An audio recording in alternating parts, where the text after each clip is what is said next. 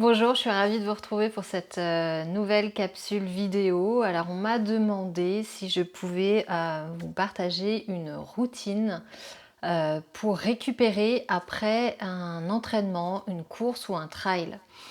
Alors, comment dire? J'ai déjà sur ma chaîne YouTube une séance spécifique d'étirement après une rando, après un running. Donc, je vais vous mettre le lien de cette vidéo en commentaire sous celle-ci parce que vous allez pouvoir retrouver tout un tas d'exercices à faire.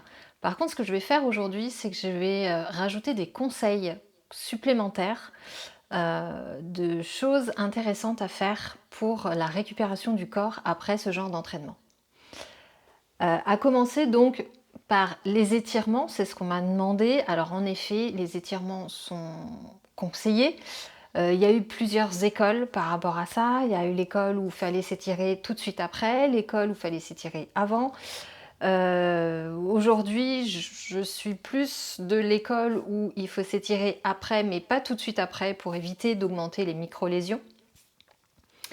Par contre, c'est important de s'étirer quand même après pour redonner la longueur initiale aux muscles, puisqu'ils sont venus dans l'effort, en fait, ils ont été sollicités et ils se rétractent. Et si on n'étire jamais un muscle pour lui redonner tout simplement sa longueur initiale, eh bien, il ne retrouvera jamais sa longueur initiale et le mouvement va être contraint et les douleurs vont apparaître.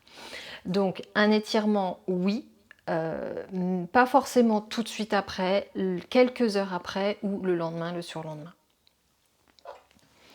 J'espère juste que ça fonctionne et qu'au niveau du son, j'ai l'impression qu'il y a un écho, mais j'espère que ça va aller. Je voulais rajouter des infos complémentaires.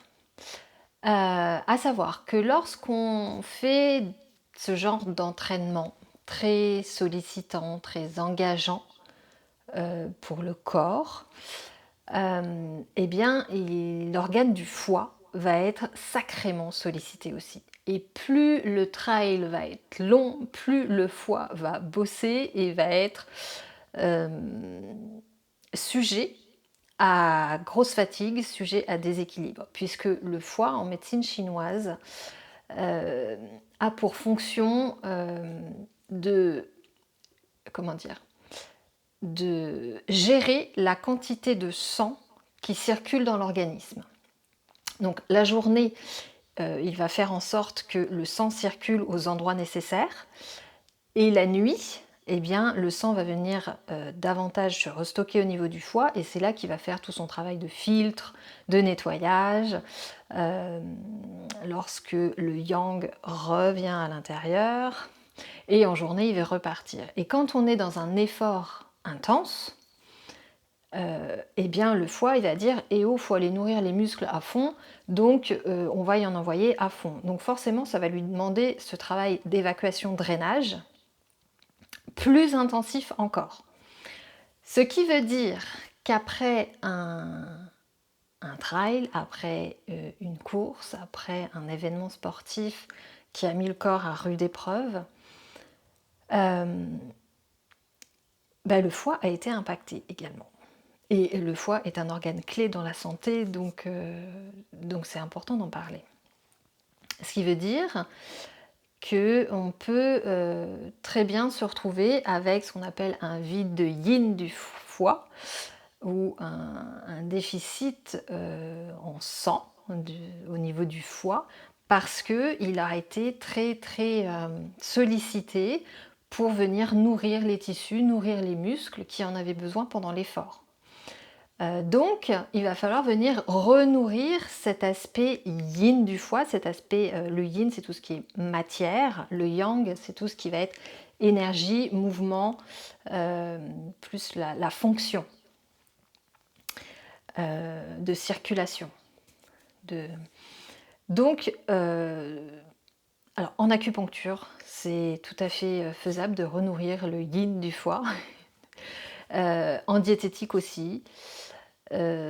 Mais avant de rentrer dans des détails, je voulais aussi vous expliquer que lorsque le yin du foie est déficient, on peut aussi se retrouver avec des problématiques de raideur, de muscles tendus, de muscles raides, puisque le foie est en lien avec, il régit les tendons, donc aussi par extension le muscle, euh, également les ongles, les cheveux, enfin il y a plus que les tendons encore, mais là on était justement, on parlait d'étirement au début, on était sur l'aspect musculaire.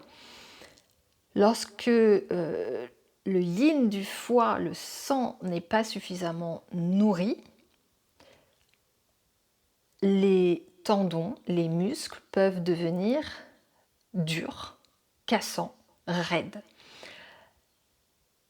Le foie est associé à l'élément du printemps et à la saison du printemps et à l'élément du bois. L'image du bois est intéressante pour comprendre. Le bois, sa particularité, c'est de vouloir croître librement, de façon souple.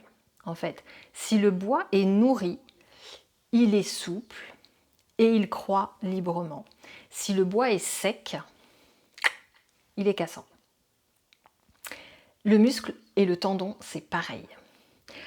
Je dis ça, ça fait vraiment écho parce que je sais que j'ai parmi mes élèves certaines runneuses, certaines traileuses qui sont raides, enfin qui n'ont pas la souplesse que d'autres peuvent avoir.